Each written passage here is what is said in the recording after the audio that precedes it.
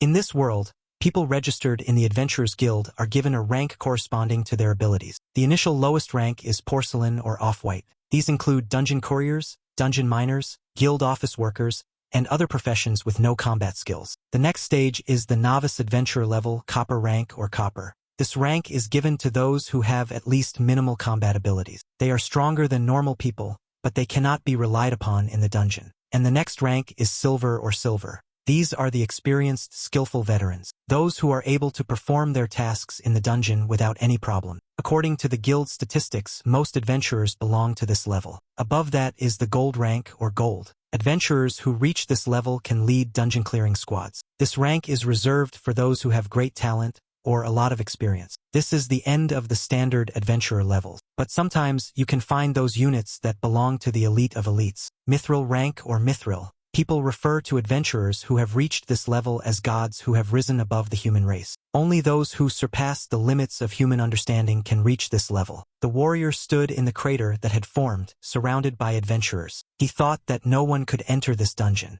Nagi felt uneasy. Drops of sweat dripped down his scales. The large warrior had such a crushing aura. The leader felt uncomfortable just looking at him. Just by looking at him, it's clear that even the four of us can't beat him. He radiated incredible strength and power. There was something devilish, sinister in his eyes. The leader turned to the inspector. Perhaps she knew this adventurer. Petra knew him. There weren't many adventurers of mithril rank in this city. The girl had previously talked about the unceremonious Dawn Guild. This person is their squad leader. A huge, invincible blonde man. This is a berserker named Dullahan. The inspector's face looked familiar to the big man. That's right. She's the same girl who works at the guild. What's a chick like her doing in this godforsaken dungeon? Maybe she's playing the adventurer. What Dullahan didn't understand was, why do it by just being white? Petra had gathered many questions for the bulky man as well. For example, why isn't Mr. Dullahan of the Dawn Guild cleaning up this dungeon? She approached the big man at point-blank range and began her interrogation with great fervor. This dungeon is about to rupture. Preventing a rift is an adventurer's first duty. The man was amused by the nature of the girl's questioning, watching her with a smirk. Duty? This is ridiculous, he laughed. Leaning over her so that their eyes were on the same level, he asked wryly what other duty. Petra clenched her hand into a fist. He explained that adventurers are only driven by their own profit. For example, sometimes breaking a dungeon can be more profitable than clearing it. The girl didn't understand why he was saying that. Nagi felt a great sense of disappointment in the adventurers. He'd never thought of adventurers as heroes or brave, but he'd never imagined that there were scum that badass. If he really is going to set up a dungeon rift, the leader will do anything to stop him. His hand automatically clenched into a fist, but he's mithril rank. Fighting him head-on would be insane. His hand resumed its relaxed position. It was time to turn to the bag again. Nagi reached for the strap. Digging into his sack and cracking a smile, he turned to Dullahan. There seems to have been a misunderstanding, Mr. Adventurer. The courier succeeded in getting his attention. The bearer told the warrior that they had only accidentally stumbled upon this dungeon and decided to look into it, and seemed to have accidentally interrupted him. As a sign of reconciliation, the guy gave a gift, the master's famous shish kebab. Dullahan began to look at the food. The kebab looked very appetizing. Even though it was out of the bag, Nagi assumed that the warrior had gotten hungry while in the dungeon. He suggested he try the food before it got cold. Direct confrontation with this scumbag is not an option. The courier had a plan. The bully needed to be weakened. The hungry giant was happily eating the juicy chunks of meat, hot, like it was just cooked. It was extremely delicious. The man ate it with great speed, stuffing both cheeks. The warrior didn't hide his delight. The kebab was really incredible. The meat is cooked evenly and the shrimp is cooked perfectly. You can kiss the courier for such deliciousness. Dullahan could eat as much as he wanted. That's what it took to make him eat as much as he could. The kebab had been prepared especially for him, according to a special recipe. Nagi chuckled to himself. Suddenly, the warrior's hand came down on the courier's shoulder, squeezing it. The bully had tasted all the ingredients. He began to thank the courier. The ash mushroom added to the sauce gave it an exquisite flavor. It was delicious. Did Nagi really think such a cheap ploy would work? The courier wasn't ready for this. Shit, it's all gone. Dullahan brought his fist up over the porter. He was going to thank him properly for the treat. A powerful blow followed to the head of the cook. It was so strong that Nagi flew off the stone platform and promptly began to fall downward. The situation was worse than expected. In the blink of an eye, his team followed him one by one. Petra was already in the air. It was the turn of the blonde with the cat ears. Energy enveloped her wrist. The girl felt invisible chains begin to drag her off the platform. Her feet were already starting to lift off the ground. Trying to push herself against the ground, she resisted the effects of the energy with all her might. Being at the edge of the cliff, she saw Nagi and Petra land on the small island below. The chains were still binding them. The girl looked at her wrist. What to do now? Naranero heard the warrior behind her approaching her. She broke into a cold sweat. Dullahan was amazed at the team's unpreparedness. These underachievers couldn't even break the curse of the chains. How unlucky for them. She had a hunch it wasn't good. Preparing to attack, the warrior began to gain acceleration. Nero took a defensive stance. This dungeon could be their grave. The forces were not equal, she realized that. It didn't make sense to just stand there. We must act. Bandishtar is ready to engage. In a second, a powerful explosion engulfed the platform. Everything was flooded with bright light, and a column of smoke rose upwards. The clouds of smoke were so thick that it was impossible to see anything through them. Dullahan stood motionless, staring into the thick clouds, giving them time to dissipate. A pathetic, summoned spirit appeared in front of him, with the necromancer and the blonde behind him. Does this undertrained necromancer think he can handle a mithril-ranked adventurer? Bandishtar remembered something. After all, this warrior was the group leader who had agreed to participate in the dungeon and then just didn't show up. The thug stood with his arms folded across his chest. He too realized what his opponent was. A fool to venture into this despised dungeon. That's funny. Dullahan looked at them, rubbing his chin. A necromancer and a member of the Zvaroras. It's hard to imagine a more useless piece of trash for a thug. Bandishtar cheered Naranara up, setting her up for battle. There's no need to be adrift. When the commander returned, it would be 3 against 1. Until then, they just need to hold on. The adventurers prepared for battle. Especially if the attacks were physical, his indestructible golem could last as long as he wanted. Just like in training, the trio rushed toward the warrior. The thug greeted them with a smile. There was another explosion in the middle of the islet, visible from the lower platform Nagi and Petra were on. The commander was unconscious, sitting leaning against a rock. A trickle of blood was visible at the corner of his lips. A loud noise made him open his eyes. With a cry, he came to his senses, his eyes rounded. Sitting beside him, Petra asked if he was all right. After the fall, she gave the commander as much first aid as she could. Thanking the girl, he asked about the situation. He'd been out for a while after all. Honestly, the situation is not good. Naranero and Deshtar are fighting hard. Dullahan toppled the golem to the ground. Holding its face with one hand, he struck with the other. He struck the golem with his other hand, hurting Deshtar incredibly. Naranara jumped in ready to land a leg kick. The warrior lifted the golem lying on the ground by its head, using its body as a shield. As he covered himself, he fended off the girl's blow. Doing a pirouette, she managed to stay on her feet, and then she attacked again, striking again. Dullahan wrapped his arms around the golem and twirled it in a dance, continuing to use it as a shield. The blows created fiery craters on its back. The jolts stopped and the warrior, deflecting the golem, peered out from behind his shoulder. His eyes shone with fury, his face stretched in a sinister smile. He grabbed his shield and began to unwind it. In his hands, the golem became a handy tool. The golem had become a handy tool in his hands. It was clear that against him, they would not last long. This battle is not an easy one. Nagi considered it his miscalculation. It should have been foreseen that the poison might not work on an adventurer of the mithril rank. Petra was alarmed by the information about the poison's use. The leader asked the inspector to elaborate on the thug. If he had mithril levels, he must have been known in various circles. Petra confirmed it. It is said that he is unrivaled in melee combat among mithril-level adventurers. He has considerable experience in clearing dungeons. He has also often clashed with other adventurers, so he is familiar with dueling in great adventurer competitions, especially his technique of wielding a huge sword. They say he cut the ogre in half with one punch. That's good news. At least he doesn't have that sword now. It was looking more and more to Nagi that the bulky man was not vulnerable.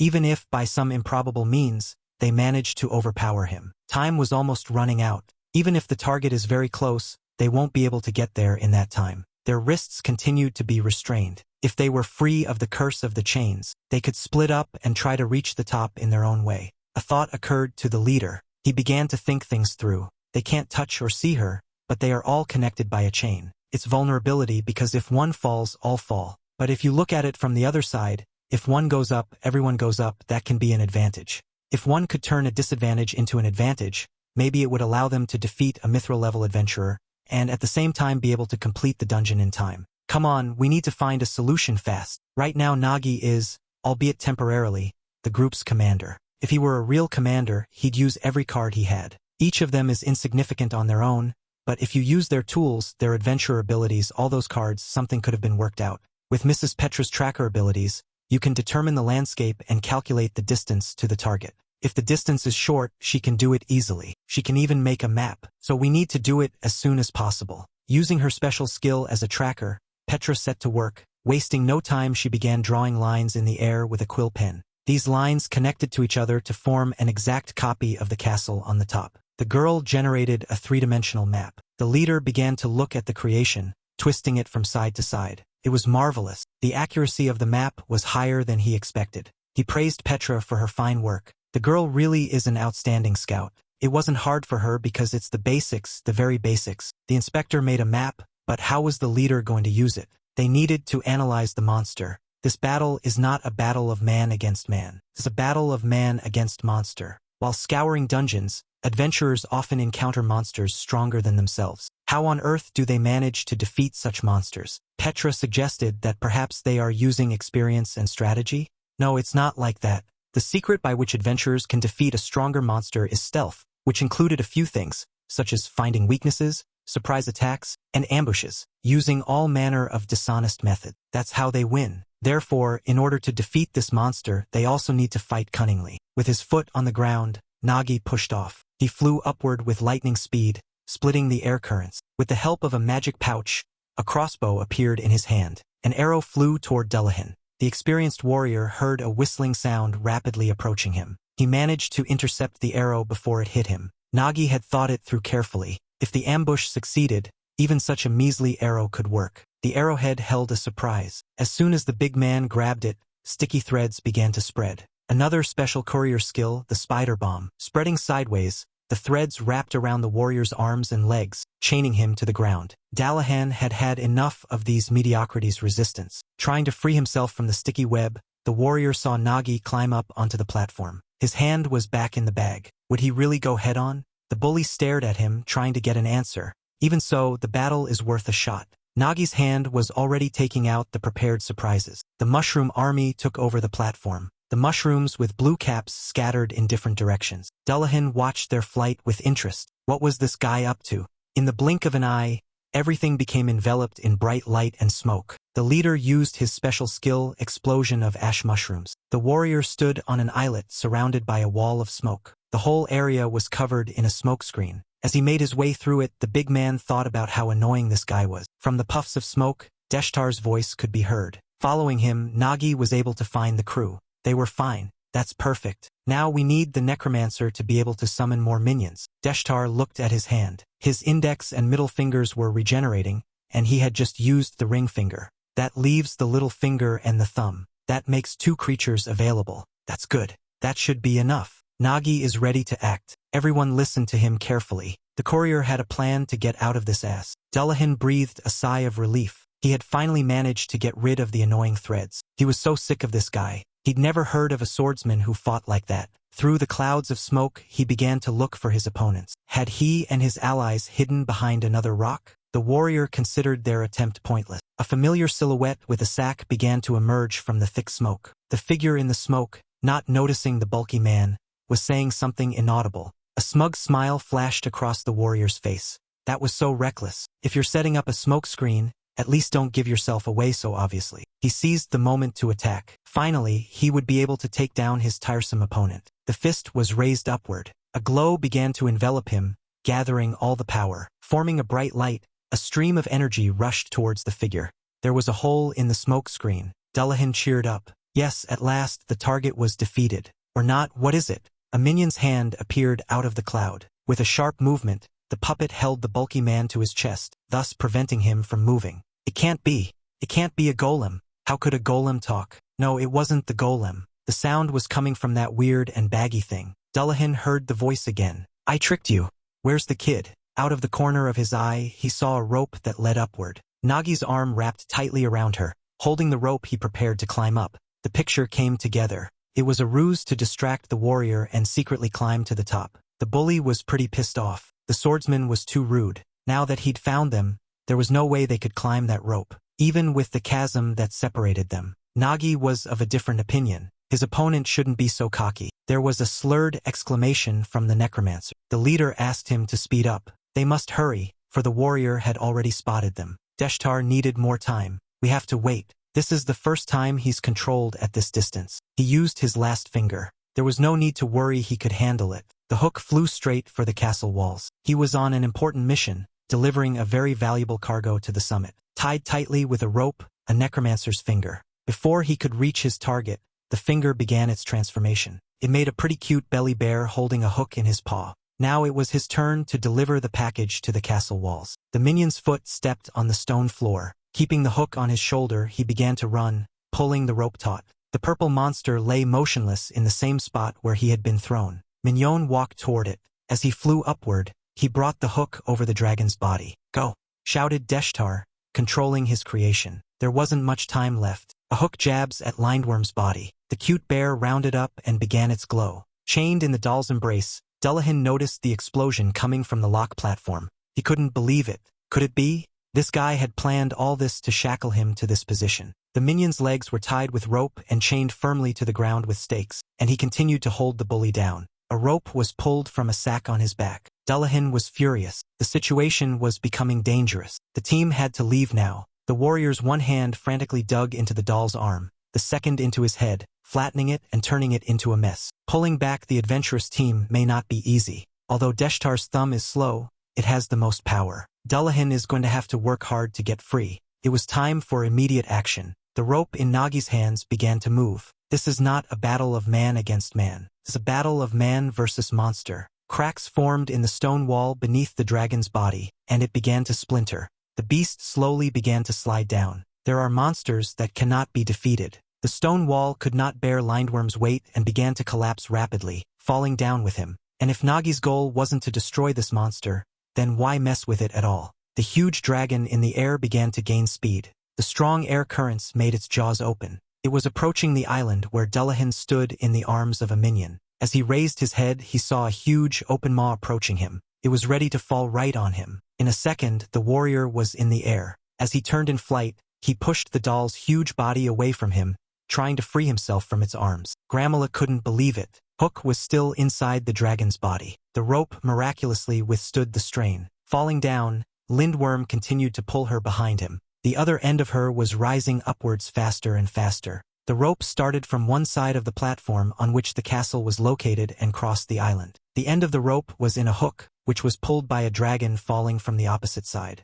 Nagi flew upward. Shackled by invisible chains, the team followed him. Gaining altitude, the leader's face was adorned with a smug smile. He watched as the fearless thug surrounded by rocks and a defeated dragon flew down. Chow! After climbing to the top, the team saw the castle. The guys made it, but they have to hurry. With all their legs, they began to run. We're just a little bit away. We've got to push on. The goal is within reach. The end of the dungeon was in sight. The team tried not to collapse from helplessness. There were about 5 minutes left. Although the time was tight, it was enough. On the run, Nagi was cheering the guys on. However, a lot of credit for the victory this time goes to Naranero, he said with a smile on his face, discouraging the girl. Alone, he would not have been able to throw the rope over 50 meters high to the summit. I couldn't believe it could only be done with pure strength. Gripping the hook in her clawed hands, the girl's shoulder was decorated with swollen veins. Swinging harder, she sent him straight to the top of the castle. That's really impressive. Nero felt uncomfortable.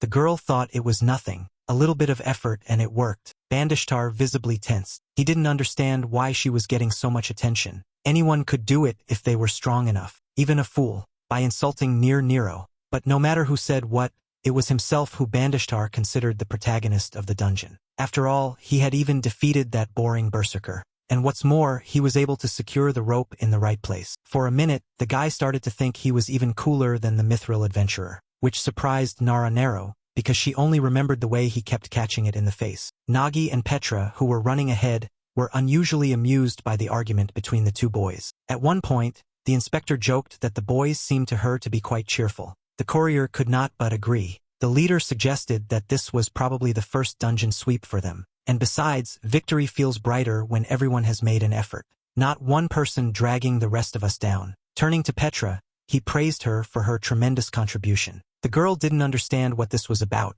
for she thought she had done almost nothing. The leader knew that scouts had a special skill for reading terrain, but it's usually limited to basic skills. But Petra instantly managed to create a very detailed map, thanks to which the boys were able to calculate the exact location. So we can confidently say that this is the level of a professional scout. The inspector's eyes lit up. She was pleased to hear that. Still, it seemed to her that there was a great deal of merit to Nagi here. How quickly he devised and executed this plan. I couldn't believe he was a regular delivery boy. How could someone like that be a courier? There was one question on everyone's mind. What would happen to the berserk? It was clear enough. For what he had done, he would have to rot in prison for the rest of his life. Some of the team members suggested that it would be a good idea to ban him from being an adventurer. Petra was overcome with doubt. Berserk, of course, had committed a serious crime. But the problem is that he's mithril rank. The higher the adventurer's rank, the more immune he or she is to penalties for crimes. The more adventurers of mithril rank receive government support, so in all likelihood, he'd just get a ticket. The girl with the cat ears was puzzled. How could this be? Unlike her, Bondishtar couldn't contain his anger. It was driving him crazy. The annoyed necromancer couldn't leave it at that. Even if that was the law, he was willing to deal with it himself outside the dungeon. Nero, realizing the difficulty of the situation, Riley teased the boy. Was Deshtar really going to mash the big man's fists with his face again? The necromancer's thoughts seemed very dangerous to Nagi. After all, they had only seen a fraction of this berserker's power. It's only a matter of looking around. The corpses of the Knoll tribe that guarded the entrance to the castle. He killed them all by himself. A couple began to object to the leader. After all, they could have done it too, thinking that they just didn't get the chance. That's not what was important. If you look at the wounds on the Knoll bodies, you'd realize they were all killed in one blow. This information went through the minds of the cocky couple like a thunderclap. In one fell swoop, the adventurer's special skill is revealed when he uses a suitable item, and in the battle with these two, he didn't use his sword or his skill. Even with his bare hands, he gave them all a light. A realization began to come to the necromancer. Such a difference in level, Deshtar put his all into it. Now that he thought about it, it seemed true. When he sent Littlefinger to drop the lindworm, Dullahan's two-handed sword had already been stabbed into his heart. He might have also killed this boss with a single blow. Nagi turned to the necromancer and eyed him warily. It turns out he fell in with the lindworm, so he got his two-handed sword back, standing at a great distance from the castle platform. The thug looked upward, holding his sword in his hands. A huge chasm separated him from his opponents. Opening his mouth wide, he bared his teeth. Bingo! Now the warrior was ready to start the real game. A bright light began to appear in front of Nagi's eyes. It shone from the cracks in the ground that formed under Naga's feet. Turning to his team, the leader ordered them to scatter. The crack continued to widen, separating them from each other. Bandishtar froze, looking at the flames coming from the rift. Growing more and more powerful, they fixed his gaze on them. With a swing of his sword, Dullahan used the berserk special skill, Giant Slash. A fierce stream of energy rushed upwards, cleaving the platform with the castle. Bloody fingers slid across the stone trying to claw at it. Caught in the cleavage, the entire team found themselves on a precipice above the abyss, bound by the curse of the chains. Grasping the rock with all his might, the leader looked them over, wondering if they were all right. Petra felt fine. Her face was covered with only small abrasions, which is more than can be said for the other two contestants, who suffered more than the others. Especially Mr. Ban, he seems to have passed out. Nagi tensed, drops of sweat dripping down his cheeks. As he examined the dissection, he looked at the island where the warrior had been. It would take a monstrous amount of power to do such a thing. Moreover, Dullahan had almost caught up with them. He sprang from one islet to another, pushing himself closer to the summit. His eyes had no pupils at all. Now they were glowing with a bright light. Now he really did look like a monster. If the boys hesitate, he will catch up with them immediately. There were only 3 minutes left. To stop this madness, we have to at least try to do something. Nagi was only a courier, but in all that time carrying countless loads, he's trained himself. So heavy weights are just a routine for him. Right now, the same thing is happening. It's just weight. Yes, it's a little heavier, but you can handle it. They still have a chance at salvation. A determined commander is sure to give them that opportunity. Clawing at the wall with bloody fingers, Nagi pushed forward with all his might. Grabbing onto the rock ledges, he walked confidently toward his goal, pulling his team along. With each skid of the arm, it became more and more difficult to, and time was running out. Besides, the berserker was almost upon them. He was very close, and the climb up didn't take much of his strength. Time waits for no one. Finally, the leader managed to climb onto the platform. He did. Throwing the unconscious Deshtar on his shoulders, he hurried forward. The girls followed him. Tick-tock, tick-tock. Only one jump separated the berserker from his victims, and he gladly made it. It won't be long before retribution comes to these crooks. It was not in Naga's plans to give up so easily. There's not much left to the coveted entrance. As we approached the arch, it was increasingly flooded with bright light. Without noticing the distance traveled, the boys found themselves within the castle walls. They saw a huge blue crystal floating in the air. This crystal is the core of the dungeon. All they have to do now is destroy it. Nagi slipped his hand into the bag. Taking out his sword, he thrust it into the core. It was just a matter of time. All we had to do was wait for the gun to pierce the blue mineral. With a rumble, the ceiling of the structure began to collapse, breaking the moment of anticipation. Dullahan punched it with himself, forming a hole. The leader froze, watching to see how events would unfold. In flight, the berserker easily repelled the courier's launched sword. Before he could finish what he started, the gun stopped its flight, lodged in the floor of the castle. As he landed, the warrior blocked the core, blocking its path. Time was up. The mineral behind the bulky man's shoulders began to crack. An explosion followed. Pink-violet rays enveloped the space. The annoyed leader clenched his teeth and glared fiercely at what was happening. The bright light continued to spread further. From the previously calm rift, swirls of fire began to emanate, came to life, growing larger and larger. The hot streams began to envelop the village. Taking innocent residents by surprise, they forced them to flee. The only thing left for people to do was pray. Had God forsaken them? Above the watchtowers from a huge hole, the glow of the sun was visible, looming over the village. From the hole, creepy, shaggy faces began to show. Shrouded in tongues of flame, one by one they left their abode. With a horrible roar, the undead passed through the gate, flooding the ground with them. Toothy, bloodthirsty creatures, huge dragons. The number of monsters was increasing. At one point, an invincible armed army of monsters gathered them. The exhausted girls sat on the ground and watched as the monsters inside the dungeon revived. They are innumerable. This is the dungeon rift. Squeezing Naga's throat tighter, the berserker burst into laughter. He enjoyed watching it happen. It looked spectacular. No matter how many times he watched it, he never got bored. This isn't the first time Dullahan has caused a rift. Such a small thing as a courier, he'll never understand anyway.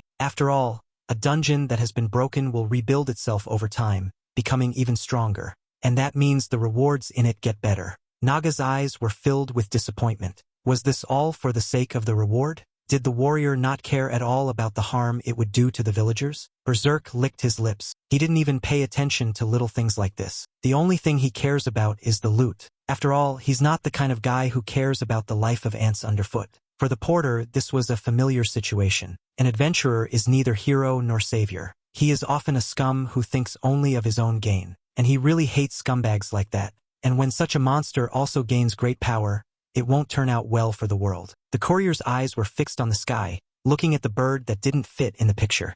But there are, however rare, true adventurers, whose hearts have not been tainted by greed. On the back of the black huge bird sat a blonde girl. She nonchalantly began eating her lunch. Watching what was happening, the blonde chewed the bun with great pleasure. Calmly finishing her meal, she was fully alert. It's hard to meet worthy adventurers, but it's even harder to meet equally strong ones. Rising to her feet, the girl deftly jumped off the bird. Doing a somersault in the air, she armed herself with her sword. Needing to destroy the monsters before the rift got any bigger, she went on the attack. First, the dragon was eliminated. The blonde channeled a huge stream of energy into the evil beast. The shaggy beasties followed. Under the power of her strike, they flew apart. Whining pitifully, toothy creatures burned in the embrace of the flames. In a matter of minutes, the bastard army was defeated. Dullahan froze looking at the merciless battle. The smile left his face. Finishing the fight, the long-haired blonde landed on one knee and stepped to the ground. Everyone, pay attention.